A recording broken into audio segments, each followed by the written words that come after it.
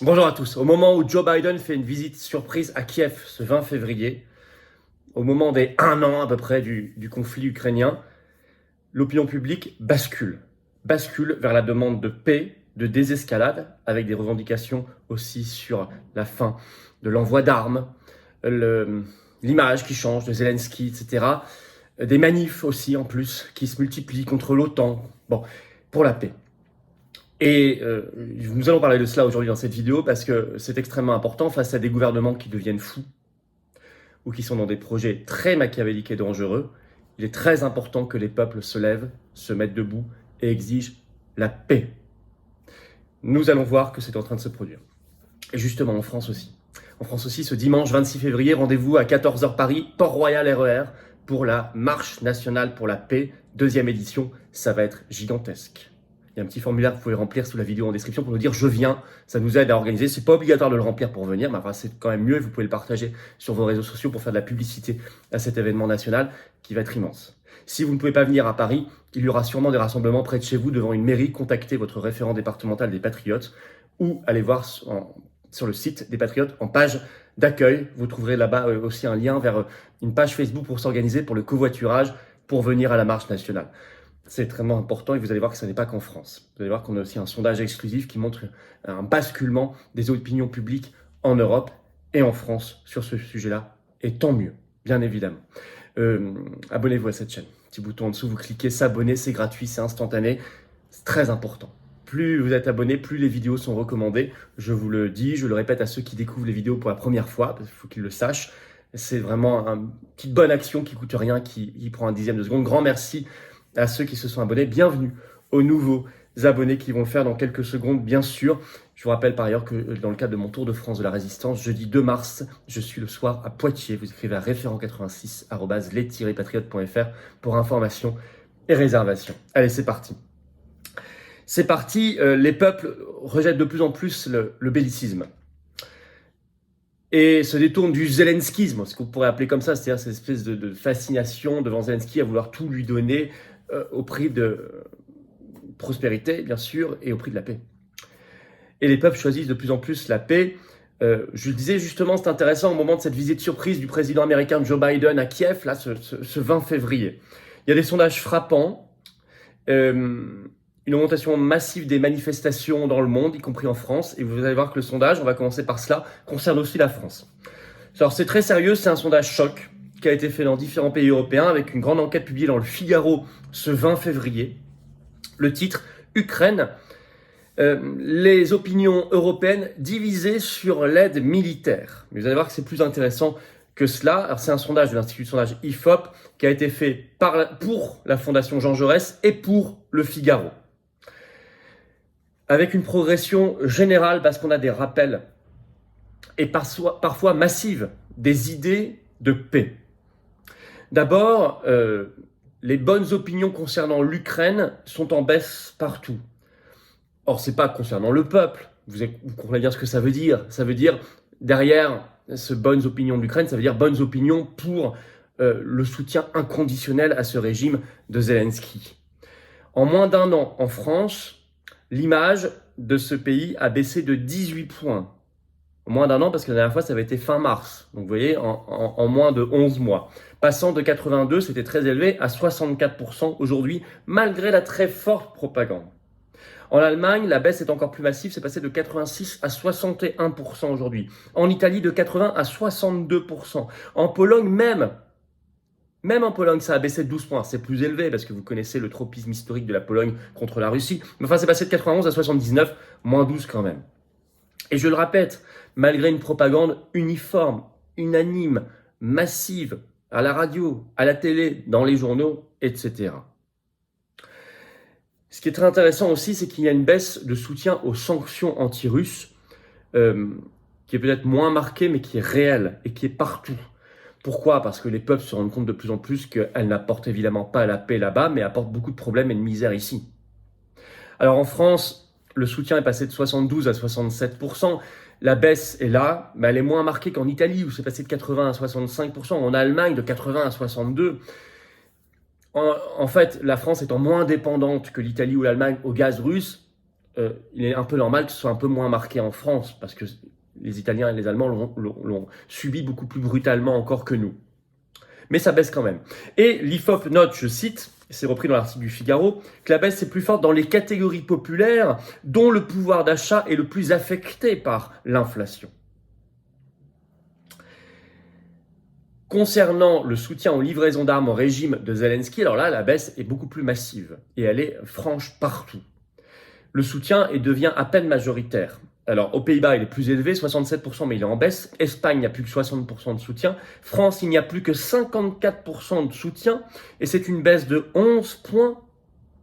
En Allemagne, il n'y a plus que 52% de soutien, et c'est une baisse de 14 points. Ça y est, en Italie, il n'y a plus de soutien majoritaire, c'est passé à 49%, et c'est une baisse de 8 points. Et même en Pologne, où c'est plus majoritaire, il y a quand même une baisse de 11 points, donc une baisse marquée, même en Pologne. Et le Figaro note, je cite, « On constate dans tous les pays que les moins de 35 ans sont les moins favorables à l'envoi d'armes au gouvernement de Kiev. » Fin de citation. Donc la jeunesse est particulièrement, et c'est plutôt une bonne nouvelle, moins sensible à la propagande, sûrement parce qu'elle regarde moins la télévision d'ailleurs, et plus sensible aux idées qui vont vers la paix. Et ça, nous devons le soutenir, et j'appelle tous les jeunes à se mobiliser ce dimanche 26 février partout en France, et notamment à Paris, pour la marche nationale pour la paix. C'est très important, avec des drapeaux français partout. Il faut donc accentuer la pression, l'explication, pour que ces opinions publiques continuent de basculer massivement, notamment en France. Vous allez voir que les manifs pour la paix se multiplient et sont assez massives partout dans le monde. Je vous explique ça dans un instant. Petite parenthèse ici là, j'ai besoin de vous. La paix a besoin de vous. Cette carte orange d'adhérents aux Patriotes ou de réadhérents vous attend. Vous pouvez adhérer ou reprendre votre adhésion annuelle. C'est le premier lien sous la vidéo en description. Un lien également commentaire épinglé. Il a une petite fiche en cliquant sur l'écran ou en fin de vidéo également en cliquant sur l'écran. Vous avez le choix. Sous la vidéo en description, le deuxième lien est pour faire un don de soutien aux Patriotes. Ça nous permet de financer notamment la marche nationale pour la paix, la sécurité, le son et tout le reste qui coûte plusieurs milliers d'euros à chaque fois. Plus nos affiches, nos tracts, etc. Je ne vous raconte pas. Et c'est de plus en plus cher avec l'inflation. Or, on n'a pas eu 1 euro de financement public ni d'aide des banques pour ceux qui nous demandent. Donc, on fait uniquement avec les adhérents, les réadhérents, les donateurs. Et vous, vous êtes défiscalisé pour tout ce que vous donnez dans ce cadre-là aux 2/3 de vos impôts. Le mouvement de résistance populaire pour la paix, mais aussi la liberté, la souveraineté et la dignité humaine, anti-oligarchique, ne peut pas y arriver sans vous. Et je vous le dis aussi vrai que c'est vrai. Tout simplement. Aussi directement que directement. Et si nous ne sommes pas le plus nombreux possible, et si les donateurs qui peuvent le faire ne donnent pas, on ne peut plus y arriver. Et si vous avez plus d'1 an d'adhésion, vous n'êtes plus à jour, n'oubliez pas de réadhérer, vous serez les bienvenus dans tous les cas. Je ferme la parenthèse. Augmentation, je le disais, massive des manifestations pour la paix partout dans le monde, et ça c'est quand même réjouissant. Alors notamment, c'était très intéressant, je vous en ai parlé dans une vidéo récente, pendant la conférence sur la sécurité à Munich, du 17 au 19 février, justement, il y a eu en permanence, mais ça les médias vous en ont pas parlé, il y a eu en permanence des énormes manifestations pour la paix. Il y a quand même une dépêche de l'AFP qui date du 18 février, le titre « Plusieurs grandes manifestations », eux-mêmes mettent grande, donc il y avait vraiment du monde, en marge de la conférence de Munich sur la sécurité, avec, note l'AFP, des affiches anti-OTAN, des slogans anti-guerre. Notamment, il était marqué « Arrêt des livraisons d'armes ». On a la même chose dans la marche nationale pour la paix, les mêmes affiches. C'est intéressant. Selon le Washington Post du 18 février, je cite, « Alors que les dirigeants mondiaux se rencontrent à Munich, les manifestants anti-guerre se rassemblent à l'extérieur. » Les peuples contre l'oligarchie. Au même moment, vous aviez de grandes manifestations pour la paix en Italie, à Trieste, avec des images qui ont circulé sur les réseaux sociaux. Ce qui est intéressant, et vous allez voir, les recoupements sont vraiment frappants, sachant que Trieste, et je ne fais que citer un article qui est toujours en ligne du Courrier International du 16 octobre 2021. À l'époque, Trieste était, je cite, l'épicentre de la contestation contre le pass sanitaire. Très intéressant. La résistance, vous voyez, elle fait les liens. Capitale contre le pass sanitaire, capitale contre la Troisième Guerre mondiale. Et en France, on a le même phénomène. Beaucoup de gens mobilisés contre le pass sanitaire, le pass vaccinal, pour la réintégration des suspendus, pour la liberté, se mobilisent aujourd'hui pour la paix contre la Troisième Guerre mondiale, contre l'envoi d'armes, pour la sortie de l'OTAN, cette folie guerrière. Et ça, c'est magnifique.